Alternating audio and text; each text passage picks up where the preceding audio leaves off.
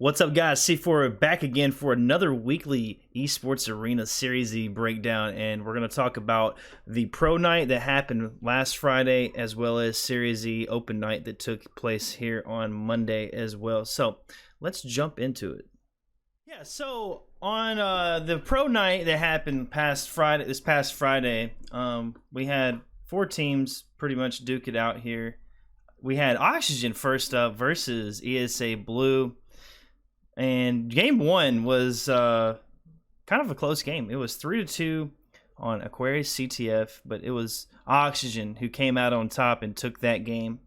Followed by game 2, 50-48 on Street Slayer. Oxygen again. I mean, but that was a way more of a close game. Hats off to ESA Blue for Blue for putting up a fight there. Game 3 though was Strongholds on Live Fire, and Oxygen took that in a best of 5, 250-204. Very, very close matches indeed between the two teams. Hats off to ESA Blue, though. Like I said, they did a great job of taking Oxygen to the paint and just putting up a solid fight. Now, the next matchup, we had Native Gaming. We had the King J roster, but we had Krillsy filling in this time versus Crowd Pleasers. Game 1 was 250-247 on Strongholds Recharge. Now, Crowd Pleasers took that game. Very close match. I mean, a 3-point kill difference. 3-point Strongholds difference here. It was just crazy how close these teams are in terms of skill.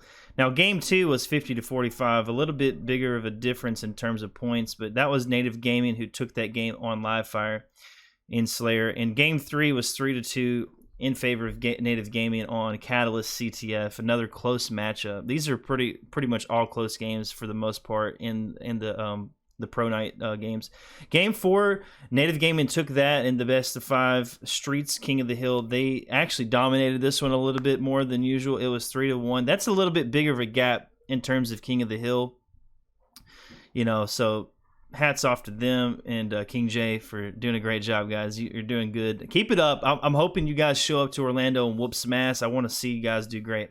Now, the last matchup of that night for Pro Night was Native Gaming versus Oxygen. Sorry, I said 4 teams.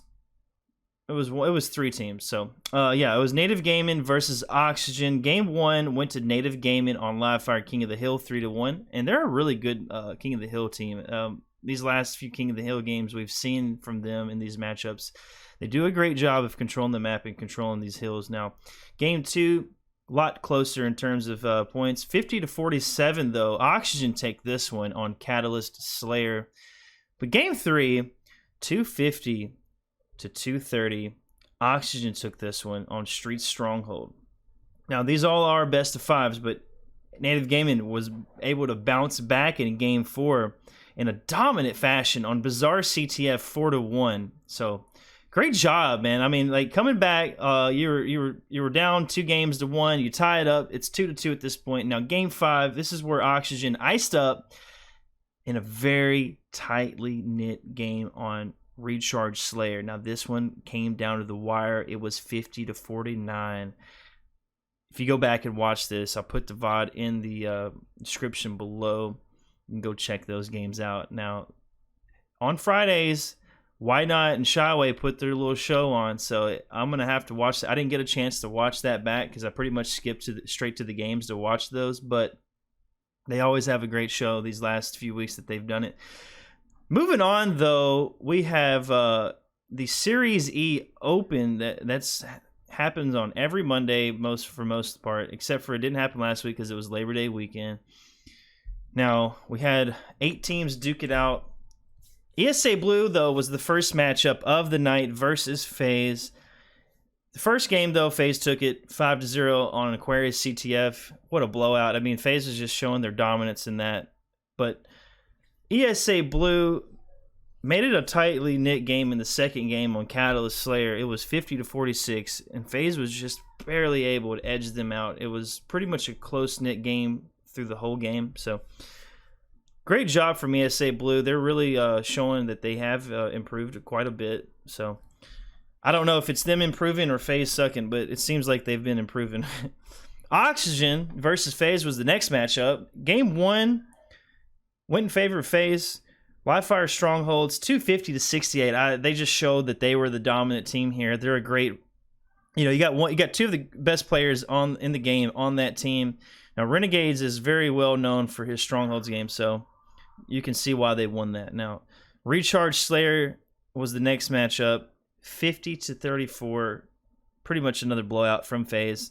Almost a stake-tacular. Only 4 kills short from getting that medal. So, that was just a rough game for Oxygen. They weren't able to really do too much that game. And you can watch that one back and see for yourself. Now, Complexity versus Stainers was the next matchup. Now, Stainers is a newer formed team. I don't know, I don't think this is a permanent team by no means. But it was Mikwind, Rami, Gilkey, and Kulegt. Very interesting matchup. Very nice to see Mikwind play.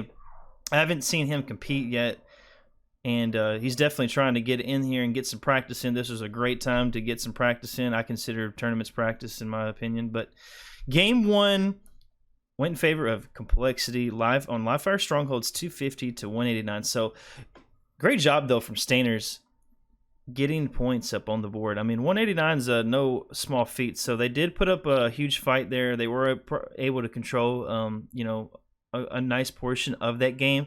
But Game 2, Complexity just showing that, they were just gonna come out on top in this, and it was 50 to 39. It was on Recharge Slayer. Very close game for the most part in the middle of the game, where the 30 kill mark was. It was like a 1 or 2 point kill difference, but halfway through those 30s, Complexity was able to extend their lead by 9. So they're a really fast-paced team, hard to keep up with. So there's just Stainers is newly formed. So, but hats off to them, they did great.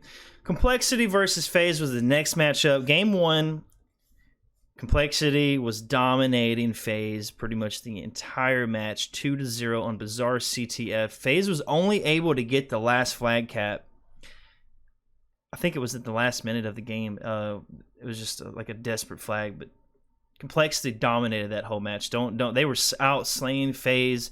FaZe was highly negative for the most part. I think every member was negative that game, but Complexity, Jesus, man, just throwing turds at FaZe. Game 2, FaZe came back swinging 50 to 48. Another very tight game here in this matchup. But Game 3 was King of the Hill Streets, and Complexity took that game, edging out FaZe 3-2. I do believe that was a very hard-fought battle between the two teams to see who was going to win that series, but Complexity icing up. So congrats to them. Oxygen, we saw a little bit of Oxygen Fnatic series. We only got to see I believe it was Game 2, where Fnatic edged out Oxygen in Aquarius Slayer 50 to 37, showing that they can actually perform. We've seen Fnatic not really do well this season. It'd be nice to see them actually throw up some numbers at Orlando when we do see them play. So I'm hoping that they can show up, and hopefully this practice really does something beneficial for them and their team. So, but moving on. The next matchup that we had on the stream was Native Gaming Black versus Fnatic, and this is where Native Gaming was showing that they were here to play. Game 1, we saw Livefire, King of the Hill, and they 3-0'd Fnatic. I mean, they're a great King of the Hill team, so no surprise there. But Game 2, 50 to 47 in favor of Native Gaming on Street Slayer.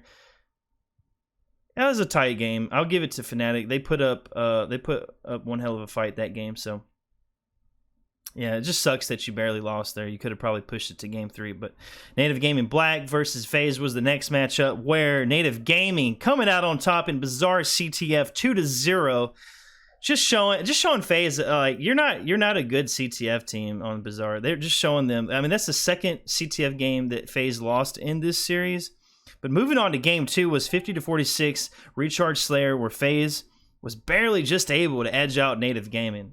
King J and them are really putting on a show. It was nice to see that, and I appreciate seeing some new teams actually come to the front here. But Game 3, 250 to 152 Streets Strongholds, 250 to 152 Native Gaming destroying in FaZe. One of the, I would say one of the better Strongholds teams out there, considering they have one of the best players in the game, Renegade, who was also very good at Strongholds. But FaZe getting their ass kicked, dude. Getting put out of this tournament by Native Gaming. Now, Native Gaming went on to play Complexity in the finals, the grand finals of the Series E. Game 1, we saw Complexity come out on top and recharge Strongholds 250-27. Just smearing doo-doo all over Native Gaming. No offense, King J. You guys got fucked, though. You got fucked hard. Game 2, 50-48 in favor of Complexity. I use in favor a lot. Sorry, I got to get some new words, but that was live fire. Slayer and Native Gaming put up a better fight here, but weren't able to ice it up, unfortunately.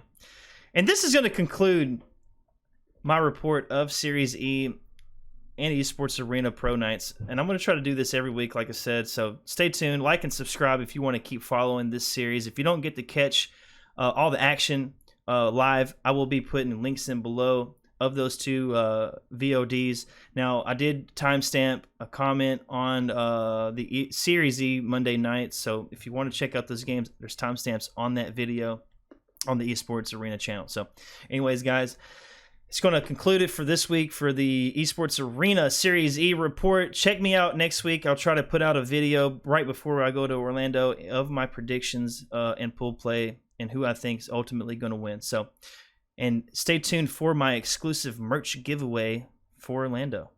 All right, guys, take it easy. Peace.